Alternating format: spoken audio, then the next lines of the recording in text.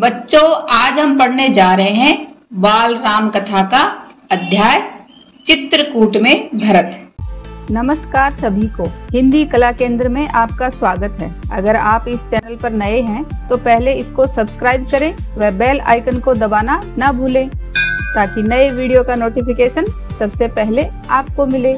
इससे पहले हमने पढ़ा था राम का वनगमन, जिसमें हमने जाना कि कैकेयी ने 2 वर मांगे थे, भरत का राज्याभिषेक व राम को 14 वर्ष का वनवास। तब राम, सीता और लक्ष्मण जंगल में चले जाते हैं और उनके जाने के 6ठे दिन के बाद ही राजा दशरथ ने उनकी याद में अपने प्राण त्याग दिए। तब भरत को उसके ननिहाल से बुलाया जाता है। अब आगे भरत कैकेयी राज्य में थे, अपनी ननिहाल में। तो भरत का ननिहाल कहाँ था? कैकेयी राज्य, जहाँ से उनको बुलाया जाना था। अयोध्या की घटनाओं से सर्वथा अनभिज्ञ, जो अयोध्या में घटनाएं हुई थी, राजा दशरथ की मृत्यु और राम का 14 वर्ष के लिए वनवास, ये सब बातों से वो अनभिज्ञ यानी अनजान थे, उनको पता नहीं था। लेकिन वे चिंतित थे। उन्होंने एक सपना देखा था, पर उसका अर्थ पूरी तरह नहीं समझ पा रहे थे। संगी साथियों यानी अपने दोस्तों के साथ बातचीत में उन्होंने कहा, मैं नहीं जानता कि उसका अर्थ क्या है, पर सपने से मुझे डर लगने लगा है। मैंने देखा कि समुद्र सूख गया, चंद्रमा धरती पर गिर पड़े, वृक्ष सूख गए, एक राक्षसी पिता को खींचकर ले जा रही है। वे रथ पर बैठे हैं, रथ गधे खींच रहे हैं। तो कुछ इस तरह का सपना भरत को आया, जिसके वजह से वो चिंतित थे। जिस समय भरत मित्रों को अपना सपना सुना रहे थे, ठीक उसी समय अयोध्या से घुड़सवार दूत वहां पहुंचे। उसी समय अयोध्या से घुड़सवार यानी घोड़े पर सवार होकर वहां से दूत आए। घुड़सवारों ने छोटा रास्ता चुना था, क्योंकि जल्दी पहुंचने के लिए वो छोटे रास्ते से आए। भरत को संदेश मिला। वे तत्काल का अर्थ है उसी समय फौरन अयोध्या जाने के लिए तैयार हो गए। ननिहाल में भरत का मन नहीं लग रहा था, उचट गया था। वे अयोध्या पहुंचने को उतावले थे, यानी उनको बहुत जल्दी थी अयोध्या पहुंचने की। कैकेयी राज ने भरत को विदा किया। कैकेयी राज कौन थे? भरत के नाना जी। 100 रथों और सेना के साथ कैकेयी राज ने भरत को विदा किया। उन्हें घुड़सवारों से अधिक समय लगा, लंबा रास्ता पकड़ना पड़ा। सेना और रथ खेतों से होकर नहीं जा सकते थे, इसलिए उनको लंबा रास्ता पार करके जाना पड़ा। वे 8 दिन बाद अयोध्या पहुंचे। नदी पर्वत लांघते थके हुए। नदी पर्वत लांघना यानी नदी पर्वतों को पार करते हुए थके हुए और चिंता से भरे हुए। भरत ने अयोध्या नगरी को दूर से देखा। नगर उन्हें सामान्य नहीं लगा, यानी जैसा वो नगर छोड़कर गए थे वैसा नगर उन्हें नजर नहीं आया। बदला बदला सा था। अनिष्ट की आशंका, अनिष्ट का अर्थ है अशुभ या अमंगल, आशंका का अर्थ है संदेह या शक। तो उनके मन में थोड़ी पहले ही उनको चिंता हो रही थी, और अब नगर को देखकर उनके मन में किसी अशुभ के होने की शंका उनके मन में आ गई। उनके मन में और गहरी हो गई। यह मेरी अयोध्या नहीं है, क्या हो गया है इसे? उन्होंने पूछा। सड़कें सूनी हैं, सुनसान सड़कें हैं, बाग बगीचे उदास हैं, सब लोग कहाँ गए? वह तुमुल नाद कहाँ है? तुमुल नाद का अर्थ है करतल ध्वनि, जो चारों तरफ से खुशियों से भरी हुई आ रही थी, वह ध्वनि, वह आवाज कहाँ है? पक्षी भी कलरव नहीं कर रहे हैं। कलरव का अर्थ है कोमल या मंद मधुर ध्वनि, जो पक्षियों के बोलने से निकलती है, तो वो सब भी नहीं आ रही है। इतनी चुप्पी क्यों? किसी ने भरत के प्रश्नों का उत्तर नहीं दिया। नगर पहुंचते ही भरत सीधे राजभवन गए, महाराज दशरथ के प्रासाद की ओर। प्रासाद का अर्थ है राजभवन। तो सीधे महाराज दशरथ के राजभवन की ओर गए, लेकिन महाराज वहां नहीं थे। फिर वे कैकेयी के महल की ओर बढ़े। माँ ने आगे बढ़कर पुत्र को गले लगा लिया, परंतु भरत की आंखें पिता को ढूंढ रही थीं। उन्होंने माँ से पूछा, पुत्र तुम्हारे पिता चले गए हैं वहां जहां एक दिन हम सबको जाना है, यानी उनका निधन हो गया है, उनकी मृत्यु हो गई। भरत ये सुनते ही शोक में डूब गए, यानी दुख में डूब गए, पछाड़ खाकर गिर पड़े, विलाप करने लगे। विलाप का अर्थ है बिलख बिलख कर रोना, उनको बहुत दुख हुआ तो बुरी तरह से रोने लगे। तब माँ कैकेयी ने उन्हें उठाया, ढांढस बंधाया। ढांढस बंधाने का अर्थ है उनमें साहस उत्पन्न किया। कहा, उठो पुत्र, यशस्वी कुमार शोक नहीं करते। तुम्हारा इस प्रकार दुखी होना उचित नहीं है, तुम्हारा इस तरह से दुखी होना सही नहीं है, राजगुणों के विरुद्ध है, अपने को संभालो। तो इस तरह माता कैकेयी ने भरत में थोड़ा साहस उत्पन्न करने की कोशिश करी। क्या से क्या हो गया, भरत यह मानकर चल रहे थे कि पिता राज्याभिषेक की तैयारियों में व्यस्त होंगे। सब कुछ उल्टा हो गया। यहाँ तो सब कुछ उल्टा हो गया था। सब कुछ उल्टा हो जाने का अर्थ है जैसा सोचा उसके विपरीत होना। उन्होंने मेरे लिए कोई संदेश दिया। उन्होंने अपनी माँ से पूछा कि पिताजी ने मेरे लिए कोई संदेश दिया। भरत ने माँ से पूछा, नहीं। अंतिम समय में उनके मुंह से केवल 3 शब्द निकले, हे राम, हे सीते, हे लक्ष्मण, तुम्हारे लिए कुछ नहीं कहा। भरत व्याकुल थे, विकलता बढ़ती ही जा रही थी। विकलता यानी उनकी जो मन में बेचैनी थी वह बढ़ती ही जा रही थी। वह तुरंत राम के पास जाना चाहते थे। महाराज ने उन्हें वनवास दे दिया है 14 वर्ष के लिए। सीता और लक्ष्मण भी राम के साथ गए हैं। कैकेयी ने भरत का मन पढ़ते हुए कहा। कैकेयी ने जब ये जान लिया कि भरत अब राम की ओर जाने वाले हैं, तब कैकेयी ने बताया कि राम, सीता और लक्ष्मण भी 14 वर्ष के लिए वन में चले गए हैं। अब ये भरत के लिए दूसरा झटका था। वह जानती थी कि भरत यहाँ से सीधे राम के पास ही जाएंगे, परंतु वनवास क्यों? भ्राता राम से कोई अपराध हुआ? भ्राता यानी बड़े भैया राम से कोई अपराध हुआ? उनको वनवास क्यों भेजा? भरत तो इन सारी बातों से अनजान थे। राम ने कोई अपराध नहीं किया, महाराज ने उन्हें दंड भी नहीं दिया। इसके लिए मैंने महाराजा दशरथ से प्रार्थना की थी। मुझे तुम्हारे हित में यही उचित लगा, यानी तुम्हारी भलाई, हित यानी भलाई में यही सही लगा। मैं तुम्हारा अहित नहीं देख सकती थी, कैकेयी ने कहा। तब वरदान की पूरी कथा सुनाते हुए उन्होंने कहा, उठो पुत्र, राजगद्दी संभालो। अयोध्या का निष्कंटक राज्य अब तुम्हारा है। निष्कंटक का अर्थ है कि जिसमें किसी प्रकार की बाधा, आपत्ति या कोई झंझट ना हो। तो अब अयोध्या में किसी प्रकार का कोई झंझट या बाधा नहीं है, अब सब तुम्हारा ही है। इस राजगद्दी को संभालो। भरत अपना क्रोध रोक नहीं सके, चीख पड़े, यह तुमने क्या किया माते, माता, ये तुमने क्या किया? ऐसा अनर्थ, घोर अपराध, आपने बहुत ही बुरा किया। अपराधिनी हो तुम, आप इस अपराध की भागीदारनी हो। वन तुम्हें जाना चाहिए था, राम को नहीं। मेरे लिए यह राज अर्थहीन है। अर्थहीन का अर्थ है जिसका कोई अर्थ न हो। तो ये राजपाट मेरे लिए बिना अर्थ वाला है, मुझे ये नहीं चाहिए। पिता को खोकर, भाई से बिछड़कर नहीं चाहिए मुझे ऐसा राज्य। तो मुझे ऐसा राज्य तो बिल्कुल नहीं चाहिए जहाँ मुझे भाई से बिछड़ना यानी अलग होना पड़े और पिता को खोना पड़े।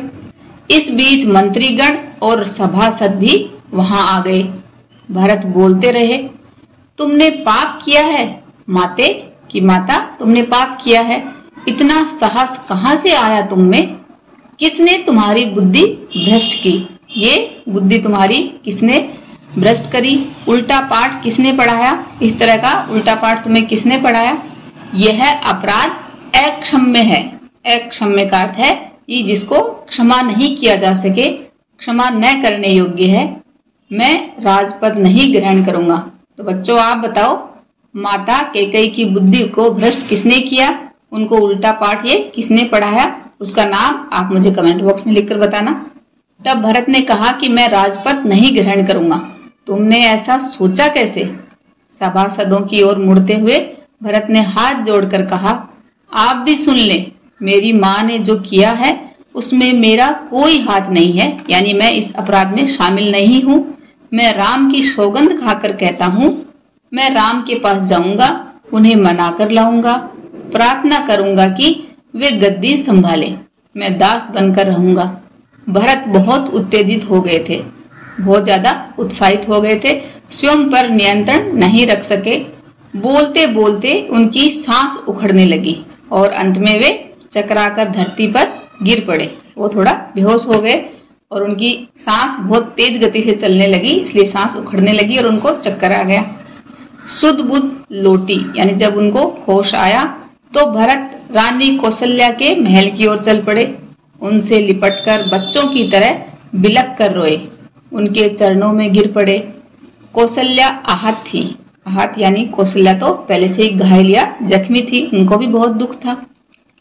उन्होंने कहा, पुत्र तुम्हारी मनोकामना यानी तुम्हारे जो मन की इच्छा थी वह पूरी हुई, तुम जो चाहते थे हो गया। राम अब जंगल में है, अयोध्या का राज तुम्हारा है। मुझे बस एक दुख है, कैकेयी ने राज लेने का जो तरीका अपनाया वह अनुचित था, निर्मम था। निर्मम यानी कठोरता पूर्वक किया जाने वाला काम। तो कैकेयी ने राज लिया, वो लेने का तरीका मुझे सही नहीं लगा, बहुत ही कठोरता के साथ ये काम किया। अब तुम राज करो पुत्र, पर मुझ पर एक दया करो, मुझे मेरे राम के पास भिजवा दो। भरत ने रानी कौशल्या से क्षमा मांगी और अपनी सफाई दी। रानी कैकेयी के व्यवहार पर ग्लानि व्यक्त की। ग्लानि व्यक्त करना यानी पश्चाताप होना। तो वो सब समझाया कि माताजी इसमें मेरी कोई गलती नहीं है और मैं अपनी माँ की तरफ से उनके व्यवहार के लिए माफी चाहता हूँ। कहा, राम मेरे प्रिय अग्रज हैं। अग्रज यानी मेरे बड़े भाई हैं, जिनका जन्म मेरे से पहले हुआ, यानी मेरे बड़े भाई हैं। मैं उनका अहित यानी उनका बुरा सोच भी नहीं सकता। मैं निरपराध हूँ, मैंने ये अपराध नहीं किया। कौशल्या ने भरत को क्षमा कर दिया, उन्हें गले से लगा लिया। भरत सारी रात फूट फूट कर रोते रहे, यानी उनको बहुत ज्यादा दुख हुआ। सुबह तक शत्रुघ्न को पता चल गया था कि कैकेयी के कान किसने भरे। कैकेयी के कान किसने भरे थे? मंथरा ने। मंथरा अयोध्या के घटनाक्रम से घबरा गई थी, जिसकी वजह से वह छिप गई। कुछ दिनों से उसे किसी ने नहीं देखा। भरत और शत्रुघ्न राम को वापस लाने पर मंत्रणा कर रहे थे। मंत्रणा का अर्थ है उस बात पर विचार विमर्श कर ही रहे थे। तभी शत्रुघ्न की दृष्टि यानी उनकी नजरें बचकर निकलती मंथरा पर पड़ी। मंथरा चुपके चुपके वहां से जा रही थी। उन्होंने लपक कर यानी भागकर उसके बाल पकड़ लिए, खींचते हुए भरत के सामने लाए। भरत को दासी की भूमिका बताई कि दासी ने ये सारा काम किस तरह से किया, उसकी माँ के कैसे कान भरे। शत्रुघ्न उसे जान से मार देने पर उद्धत थे। उद्धत का अर्थ है तत्पर थे, तैयार थे, लेकिन भरत ने फिर बीच बचाव किया, उसको बचाया। मुनि वशिष्ठ अयोध्या का राज सिंहासन रिक्त नहीं देखना चाहते थे, यानी राज सिंहासन खाली नहीं देखना चाहते थे। खाली सिंहासन के खतरों से वे परिचित थे। उनको पता था कि सिंहासन अगर खाली होगा तो कोई भी दूसरा राजा आक्रमण कर सकता है। उन्होंने सभा बुलाई, भरत और शत्रुघ्न को आमंत्रित किया। भरत से कहा, वत्स तुम राजकाज संभाल लो। पिता के निधन और बड़े भाई के वनगमन यानी उनके वन की ओर जाने के बाद का यही उचित है कि इसी बात में भलाई है कि तुम राजकाज संभाल लो। भरत ने महर्षि का आग्रह अस्वीकार कर दिया। महर्षि ने जो उनसे अनुरोध किया उसके लिए मना कर दिया। बोले, मुनिवर यह राज्य राम का है, वही इसके अधिकारी हैं। मैं यह पाप नहीं कर सकता। हम सब वन जाएंगे और राम को वापस लाएंगे। वन जाने के लिए सभी तैयार थे, क्योंकि भरत ने सबके मन की बात कही थी। सबके मन की बात कहना कि सब लोग यही चाहते थे कि राम वापस आ जाएं। सबकी इच्छा थी कि राम अयोध्या लौट आए। अगली सुबह भरत सभी मंत्रियों और सभासदों के साथ वन के लिए चले। गुरु वशिष्ठ साथ थे, नगरवासी भी थे। अयोध्या की चतुरंगिणी सेना तो थी ही। चतुरंगिणी सेना क्या होती है? प्राचीन भारतीय संगठित सेना होती है, जिसमें सेना के 4 अंग हस्ती, अश्व, रथ, पदादि ये सब शामिल होते हैं। तो वो चतुरंगिणी सेना कहलाती है। तो वो सेना भी साथ में थी, गुरु वशिष्ठ भी थे, नगरवासी भी थे। राम तब तक गंगा पार कर चित्रकूट पहुंच गए थे। वहां एक आश्रम था महर्षि भरद्वाज का, गंगा यमुना के संगम पर। राम आश्रम में नहीं रहना चाहते थे, क्योंकि वो चाहते थे कि उनकी वजह से महर्षि को असुविधा ना हो। महर्षि ने उन्हें एक पहाड़ी दिखाई, सुंदर स्थान, सुरम्य दृश्य, पर्णकुटी वहीं बनाई गई। तो पर्णकुटी राम ने कहाँ बनाई? चित्रकूट में, एक सुंदर सी पहाड़ी पर, जहाँ का दृश्य भी बहुत सुंदर था। भरत को सूचना मिल गई थी, वे चित्रकूट ही आ रहे थे। उनको पता चल गया था कि राम अभी चित्रकूट में ठहरे हुए हैं। पूरे दल बल के साथ सेना के चलने से आसमान धूल से अट गया। जब सेना चलती, इतने सारे लोग जब एक साथ चल रहे थे, तो नीचे उनके पैरों से जो धूल उड़ रही थी, उससे पूरा आसमान धूल से भर गया था। हर ओर कोलाहल, चारों तरफ शोर शराबा। वे श्रृंगवेरपुर पहुंचे। निषाद राज गुह को सेना देखकर कुछ संदेह हुआ। कहीं राजमद में आकर भरत राम पर आक्रमण करने तो नहीं जा रहे हैं? उनके मन में ये संदेह हुआ कि कहीं राज के लालच में आकर भरत राम पर आक्रमण करने तो नहीं जा रहे हैं। सही स्थिति पता चली तो उन्होंने भरत की अगवानी की। अगवानी यानी भरत का स्वागत किया। पहले उनको शंका हुआ, लेकिन जब पता किया तो उनको पता चला कि भरत तो राम से मिलने के लिए आ रहे हैं। गंगा पार करने के लिए देखते देखते 500 नावें जुटा दी। रास्ते में मुनि भरद्वाज का आश्रम पड़ा। उन्होंने भरत को राम का समाचार दिया। वह मार्ग दिखाया जिधर से राम गए। वह पहाड़ी दिखाई जहां राम ने पर्णकुटी बनाई। अयोध्या वासियों ने रात आश्रम में ही बिताई, इस संतोष के साथ कि राम अब दूर नहीं है। क्योंकि जब उनको सामने पहाड़ पर उनकी पर्णकुटी दिखा दी तो उनको ये तसल्ली हो गई कि राम अभी उनके पास ही हैं। आगे जंगल घना था। सेना चली तो वन में खलबली मच गई। जब इतने सारे लोग एक साथ चले तो पूरे वन में खलबली मच गई, यानी क्षोभ या आतंक सा फैल गया। जानवर इधर उधर भागने लगे। पक्षियों ने अपना बसेरा यानी अपने घोंसले छोड़ दिया। छोटी वनस्पतियां, जो छोटे पेड़ पौधे थे, सेना के पांव तले कुचल गए। तो जब इतनी बड़ी सेना चली तो उनके पांव के तले छोटे मोटे पेड़ पौधे टूटते गए। बड़े वृक्ष थरथरा उठे, यानी बड़े वृक्ष भी कांप उठे। राम और सीता पर्णकुटी में थे। लक्ष्मण पहरा दे रहे थे। कोलाहल उन्होंने भी सुना, ऐसी आवाज उन्होंने भी सुनी। वे एक ऊंचे पेड़ पर चढ़ गए देखने के लिए कि मामला क्या है, अचानक ये सब कैसे हुआ। लक्ष्मण ने देखा कि विराट यानी बहुत बड़ी सेना चली आ रही है। सेना का ध्वज, जो सेना का झंडा था, जाना पहचाना था, क्योंकि सेना अयोध्या की सेना थी। वे उत्तर की ओर से आगे बढ़ रहे थे। लक्ष्मण ने पेड़ से ही चीख कर कहा, भैया भरत सेना के साथ इधर आ रहे हैं। लगता है वे हमें मार डालना चाहते हैं ताकि एक छत्र राज कर सके। एक छत्र का अर्थ है बिना और किसी के आधिपत्य का, यानी अकेले ही अयोध्या पर राज करना चाहते हैं, इसलिए वो शायद हमें मारना चाहते हैं। राम कुटी से बाहर आए। उन्होंने लक्ष्मण को समझाया, भरत हम पर हमला नहीं करेगा, कभी नहीं। वह हम लोगों से भेंट यानी मिलने के लिए आ रहा होगा। राम ने कहा, भेंट के लिए सेना के साथ आने का क्या औचित्य? के मन में आया कि जब अगर हमसे मिलना ही है तो सेना के साथ आने का क्या औचित्य, यानी उपयुक्तता, उसका कोई तुक नहीं है। दो भाइयों के मिलन में सेना का क्या काम? लक्ष्मण आश्वस्त नहीं थे, यानी उन्हें भरोसा नहीं था। वे सेना पर आक्रमण करना चाहते थे, लेकिन राम ने उन्हें रोक दिया। वीर पुरुष धैर्य का साथ कभी नहीं छोड़ते। कुछ समय प्रतीक्षा करो, यानी थोड़ा इंतजार करो। इस प्रकार का उतावलापन उचित नहीं है। इस तरह की जल्दबाजी, उतावलापन यानी जल्दबाजी सही नहीं है। भरत ने सेना पहाड़ी के नीचे रोक दी। नगरवासियों से भी वहीं ठहरने को कहा। कोलाहल थम गया, जो शोर शराबा था वो थम गया। उसकी जगह पुनः वन की नैसर्गिक शांति ने ले ली।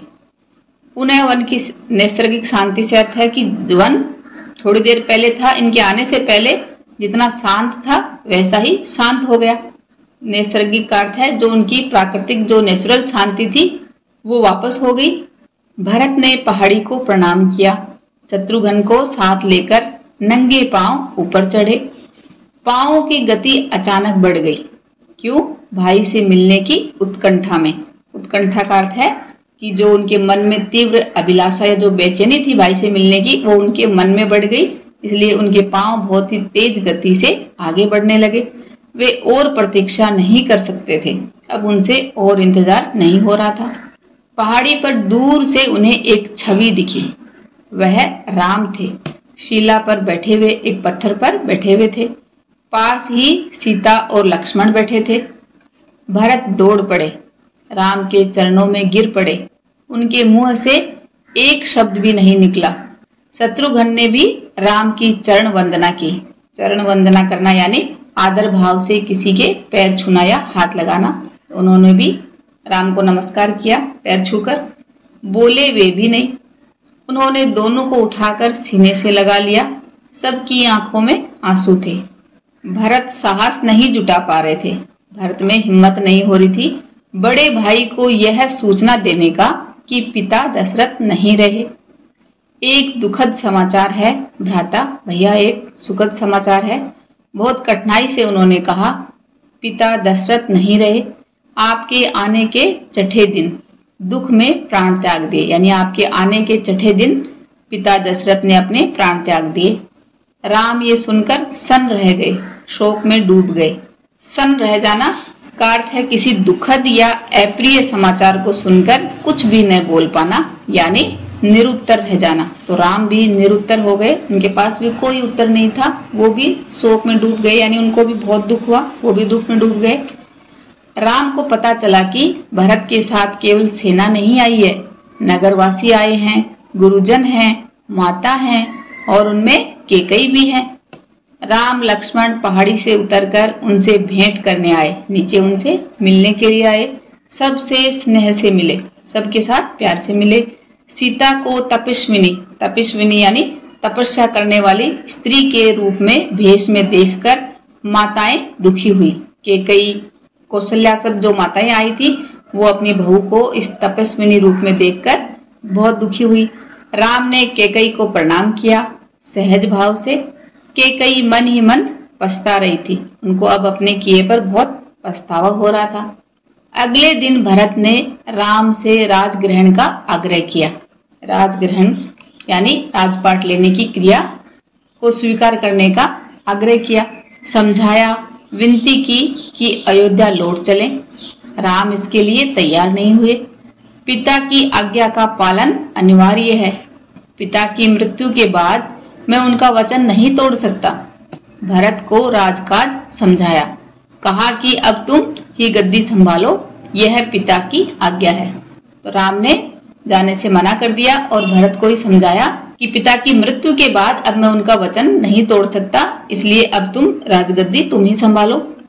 राम भरत संवाद यानी राम और भरत के बीच का जो वार्तालाप था, उस संवाद के समय मंत्री और सभासद वहां उपस्थित थे, सभी लोग सुन रहे थे, मुनि वशिष्ठ भी। भरत बार बार राम से लौटने का आग्रह करते रहे। राम हर बार पूरी विनम्रता और दृढ़ता के साथ इसे अस्वीकार करते रहे।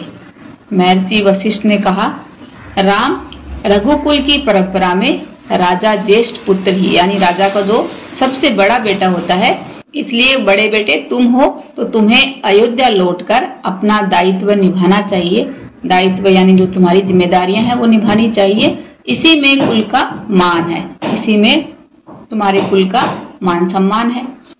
राम ने बहुत संयत स्वर में कहा, चाहे चंद्रमा अपनी चमक छोड़ दे, चाहे चंद्रमा चमकना छोड़ दे, सूर्य पानी की तरह ठंडा हो जाए, यानी सूर्य को पानी की तरह ठंडा होना बहुत हो ही नहीं सकता।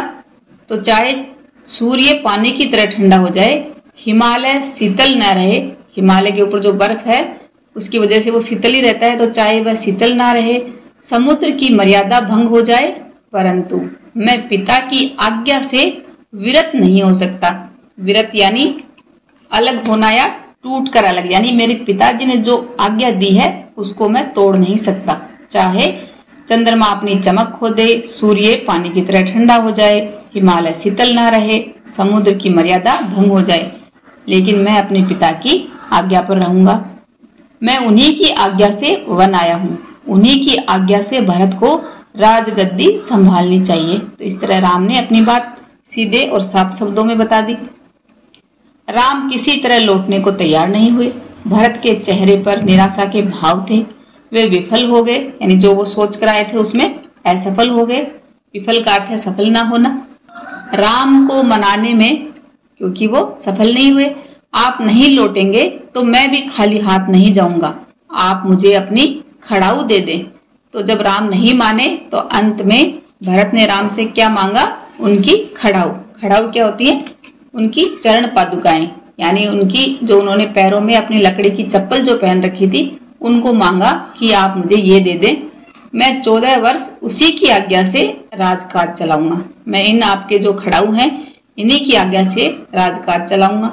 भरत का यह आग्रह राम ने स्वीकार कर लिया और अपनी खड़ाऊ दे दी, यानी जो पैरों में अपने जो चप्पल पहन रखी थी लकड़ी की उनको दे दी। भरत ने खड़ाऊ को माथे से लगाया और कहा, 14 वर्ष तक अयोध्या पर इन चरण पादुकाओं का शासन रहेगा। चरण पादुकाओं यानी इन खड़ाओं का शासन रहेगा। सबको प्रणाम कर राम ने उन्हें चित्रकूट से विदा किया। राम की चरण पादुकाओं यानी खड़ाओं को एक सुसज्जित का अर्थ है अच्छी तरह सजा हुआ हाथी पर रखा गया। चरण पादुकाओं को हाथी के ऊपर जैसे राजा चलता है वैसे ही ऊपर सजा कर रखा। प्रतिहारी उस पर चंवर डुलाते रहे। प्रतिहारी यानी जो द्वारपाल थे वो उन चरण पादुकाओं पर चंवर डुलाते रहे। चंवर डुलाने का अर्थ है पशुओं के पूंछ के लंबे बालों का बना पंखा, जैसे राजा महाराजाओं को पहले सहलाते थे वैसे ही उन चरण पादुकाओं के ऊपर द्वारपाल पंखे से पंखा झुलाते रहे। अयोध्या पहुंचकर भरत ने पादुका पूजन किया। पादुकाओं यानी उन खड़ाओं का पूजन किया। कहा, ये पादुकाएं राम की धरोहर हैं, ये पादुकाएं राम की अमानत है, मैं इनकी रक्षा करूंगा, इनकी गरिमा को आंच नहीं आने दूंगा। भरत अयोध्या में कभी नहीं रुके। तपस्वी के वस्त्र पहने और नंदीग्राम चले जाते। जाते समय उन्होंने कहा, मेरी अब केवल एक इच्छा है, इन पादुकाओं को उन चरणों में देखूं जहां इन्हें होना चाहिए। मैं राम के लौटने की प्रतीक्षा करूंगा 14 वर्ष। तो भरत ने उन चरण पादुकाओं को अपने सिंहासन पर रखा और खुद वहां पर कभी नहीं रुके। तपस्वी के वस्त्र पहने और नंदीग्राम चले जाते। जाते समय उन्होंने कहा, उनकी क्या इच्छा थी कि मैं इन पादुकाओं को उन चरणों में देखना चाहता हूँ जहां पर इनको होना चाहिए था, यानी मैं इनको राम के चरणों में देखना चाहूंगा। तो अब मैं राम के लौटने की प्रतीक्षा करूंगा 14 वर्ष तक। इस तरह बच्चों ये हमारा अध्याय खत्म हुआ। अगले अध्याय को अगले वीडियो में देखेंगे। इससे पहले आपके लिए कुछ सवाल हैं जिनके उत्तर आपको कमेंट बॉक्स में लिखकर बताना है, जिससे मुझे पता चलेगा कि आपको ये पाठ समझ में आया या नहीं। कैकेयी के कान किसने भरे थे? भरत वन में क्यों जाना चाहते थे? राम ने पर्णकुटी कहाँ बनाई थी? राम जब अयोध्या लौटने के लिए राजी नहीं हुए तब भरत ने उनसे क्या मांगा? तो इन सब प्रश्नों के उत्तर आपको बताने हैं।